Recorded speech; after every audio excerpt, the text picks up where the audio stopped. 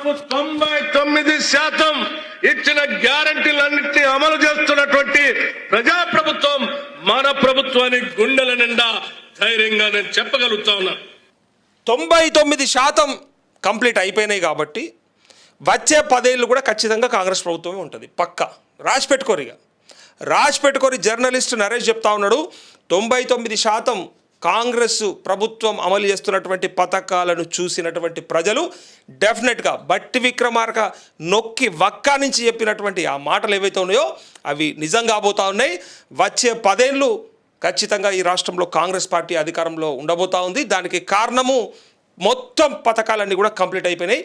ఒకే 1% పథకం మాత్రం మిగిలిపోయినది, అది కూడా కంప్లీట్ చేస్తారు. అది కూడా ఎన్నికలకు పోయేలోపు కంప్లీట్ అయిపోతుంది. సో నో డౌట్ ఖచ్చితంగా భవిష్యత్తులో ఉండబోయేది కాంగ్రెస్ ప్రభుత్వమే. రేవంత్ రెడ్డే ఇంకో 10-15 ఏళ్ళు ముఖ్యమంత్రిగా ఉంటాడని వాళ్ళే ఓపెన్గా చెప్తా ఉన్నారు. అయితే జనం ఏమంటారు ఎదురుగా?